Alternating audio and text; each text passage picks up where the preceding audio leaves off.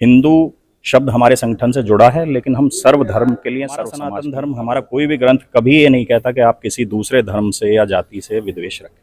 मतलब ये मान के चले सर कि जो ग्रंथ है का दर्द समझती हूँ, तो जब मेरे पास फोन आता है मैं पहुंचती हूँ वहां तक, और जितनी भी शासन प्रशासनिक स्तर से जो उनकी मदद हो सकती है, क्योंकि देखो हम कानून हाथ में नहीं ले सकते, कानून की मदद से जहां तक, और हमें संगठन का भी एक जो नाम मिला है तो हमारी बहुत उसका हमें फायदा मिलता है। नमस्कार, मैं विक्रम और आप देख रहे हैं रजत एक्सप्रेस न्यूज। हिंदुत्व और हिंदुत्व का मुद्दा लगातार हम हर जगह पर देखते हैं। इस मुद्दे पर सरकारें बनी, लेकिन कई ऐसे संगठन हैं जो हिंदुत्व और कई विचारधाराओं को लेकर काम कर रहे हैं। इनमें से एक आज हमारे साथ उसके कार्यकर्ता मौजूद हैं, केसरिया हिंदू वाहिनी, जिसका आज अधिवेशन हुआ है, चतुर्थ अधिवेशन है। हमारे साथ तमाम कार्यकर्ता, उसके साथ साथ गौरव है। जानते हैं कि क्या कुछ उद्देश्य है जिसको लेकर इस वाहिनी का गठन किया गया। सर, प्रमुखता उद्देश्य क्या है इस वाहिनी को बनाने का? मेरा नाम गौरव शर्मा, प्रदेश प्रभारी उत्तर प्रदेश, केसरिया हिंदू वाहिनी। ये हमारा चतुर्थ अधिवेशन था, राष्ट्रीय अधिवेशन। इसका मुख्य रूप से उद्देश्य ये था कि देश भर में जो हमारे भाई बहन हैं आपस में उनका परिचय हो, एक दूसरे को जाने, और जो हमारा ध्येय है गीता गायत्री गंगा, इसकी पूजन, और जो गरीब लोग हैं और निर्धन कन्याएं हैं उनका विवाह, गौ माता को चारा, ये सब हमारे प्रमुख उद्देश्य हैं, वृक्षारोपण आदि। तो इसके लिए हम अपने भाई बहनों को, जो संगठन के हमारे भाई बहन हैं, उनको जागरूक करें, आपस में परिचय कराएं, जिससे कि वो एक शहर से दूसरे शहर जाएं तो उन्हें ये पता हो कि उस शहर में, उस जिले में हमारे कितने भाई बहन मौजूद हैं और वो उनसे संपर्क कर सकें। ऐसे सर, मतलब आपने कहा गीता जो धार्मिक ग्रंथ है उनका प्रचार प्रसार किस स्तर पर अभी तक किया गया है? कितने वर्षों से ये काम आप कर रहे हैं? क्या उपलब्धि मिली इसको करने के बाद?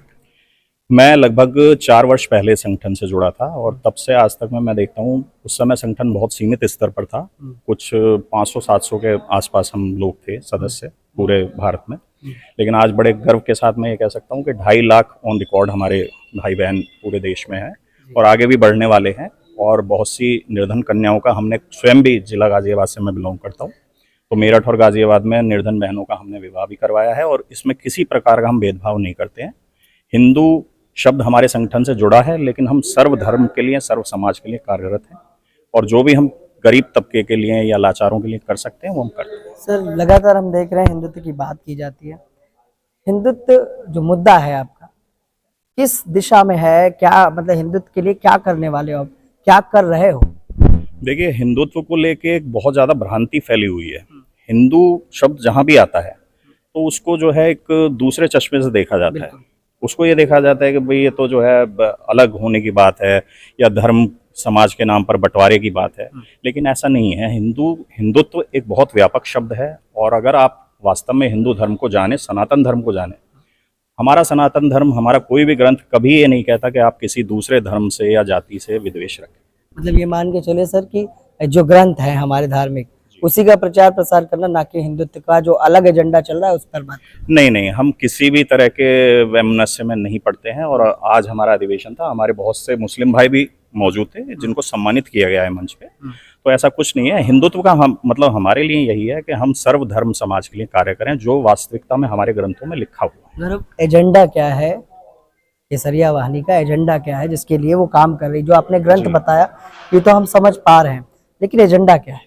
एजेंडा ये है कि आज देश में जो आपस में जो भाईचारा जो खत्म होता जा रहा है, आपस में द्वेष आने लगा है लोगों में, एक दूसरे की मदद करने से लोग कतराते हैं, उनको जागरूक करना, और जो गरीब तबका है, गरीब बहनें हैं, उनके विवाह के लिए सहयोग। गौ माता आज सड़क पे घूम रही है, तो उसके लिए चारे का प्रबंध हमारे यहाँ खुद भी जो है हम लोग काफ़ी इसमें बढ़ चढ़ के हिस्सा लेते हैं। गौशालाओं में हम नियमित रूप से भिजवाते भी हैं। हम यही चाहते हैं, सबसे हमारी यही अपील है, कोई हिंदू मुस्लिम कोई कुछ नहीं है, सब एक दूसरे से मिलकर रहें, सब एक दूसरे को सपोर्ट करें, यही हमारा मुख्य उद्देश्य है। अच्छा, गौशाला के लिए क्या किया गया है अभी तक? देखिए, गौशाला के लिए हमारा थोड़ा सा विचार अलग है। हम गौशाला बनाने से ज़्यादा इस बात पे जोर दे रहे हैं कि प्रत्येक व्यक्ति अगर एक गौ को गोद ले ले, मतलब उसके चारे की व्यवस्था के लिए वो पैसा दे दे, अगर वो पाल भी नहीं सकता है, पाल ले तो बहुत अच्छा है, और इस तरह गौ माता भी बचेगी। और मैं समझता हूँ कि जो आज देश में दूध का संकट है वो भी बहुत अच्छा सर, हमने लगातार देखा है कि गौशालाएं बनी हैं हर ग्रामीण क्षेत्रों में, हर जगह, लेकिन गाय मरी पड़ी होती हैं, उनकी मतलब स्थिति काफी दयनीय हो जाती है। उस पर क्या करेंगे आप लोग? निश्चित रूप से आपने बिल्कुल सही बोला ये स्थिति आज है और हम प्रयासरत हैं कि ये स्थिति खत्म हो। इसीलिए हमने बोला कि हम लोगों को जागरूक करते हैं कि आप एक गाय के लिए चारे की व्यवस्था के लिए कुछ करें, जिससे कि गौ माता जो है कटने से बचे और उसके भोजन की व्यवस्था हो सके। ठीक है, एक महिला भी है, महिला भी है इस संघ। मैम क्या परिचय है पहले तो? मेरा नाम पूजा रावत है और मैं महिला मोर्चे की राष्ट्रीय सचिव हूँ केसरिया हिंदू वाहिनी में। पूजा क्यों जुड़ी हो इस वाहिनी में? ये बहुत अच्छा आपने सवाल पूछा, क्यों जुड़ी हूँ। देखो, परिवार की जिम्मेदारियां सब निभाते हैं, उसके साथ साथ हम समाज में रहते हैं, तो हमारी सामाजिक जिम्मेदारियां भी बनती हैं कि हम अपने धर्म के लिए और समाज के लिए कार्य करें। और केसरिया हिंदू वाहिनी एक बहुत अच्छा संगठन है जो सर्व समाज के लोगों के लिए काम करता है। क्या धर्म की बात या क्या धार्मिक चीजें अभी तक सीख पाई हो इस वाहिनी में जो नहीं देखिए, क्योंकि हम जानकारी नहीं थी आपको? नहीं, जो जान के, क्योंकि हम हिंदू परिवार में जन्म लिया है, क्षत्रिय, उसमें तो ऐसा तो नहीं है कि हम अपने उसको नहीं जानते हैं धर्म के बारे में।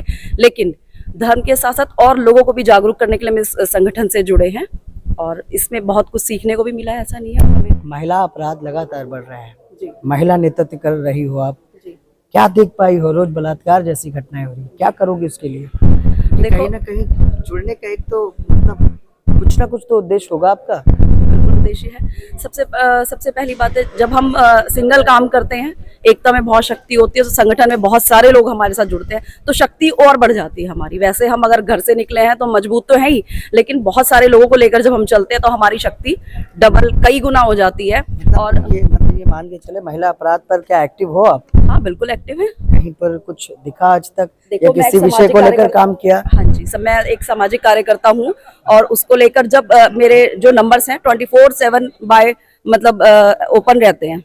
अगर कोई ऐसी घटना होती है, मैंने अपने नंबर सोशल साइट्स के माध्यम से, संगठन के माध्यम से। आपने तो डाल रखे हैं, लेकिन आप किसी पीड़ित से संपर्क करके कभी मिली हो? हाँ, कभी मैं मिलती हूँ, मेरे पास केसेस आते हैं, मैं उनको सॉल्व करती हूँ अपने स्तर से और संगठन के और शक्ति के साथ मिलकर। क्या उपलब्धि रही अभी तक की महिला क्राइम के अपराध पे? क्या उपलब्धि संगठन स्तर पर मिल पाई? देखिए, अब जैसे पीड़ित महिलाओं का ही ज्यादातर, क्योंकि मैं एक महिला हूँ, उनका दर्द समझती हूँ, तो जब मेरे पास फोन आता है मैं पहुंचती हूँ वहां तक, और जितनी भी शासन प्रशासनिक स्तर से जो उनकी मदद हो सकती है, क्योंकि देखो हम कानून हाथ में नहीं ले सकते, कानून की मदद से जहां तक, और हमें संगठन का भी एक जो नाम मिला है तो हमारी बहुत उसका हमें फायदा मिलता है, हमारा काम बहुत जल्दी होता है। जो महिलाएं जो मतलब नॉलेज नहीं है जिनको, तो हम उनको सहायता करते हैं।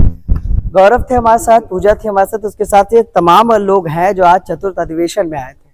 मुद्दा हिंदुत्व का है, मुद्दा इनके एजेंडे का है, क्योंकि तमाम ऐसे संगठन और संस्थाएं काम कर रही हैं जो बात कुछ करती हैं लेकिन धरातल पर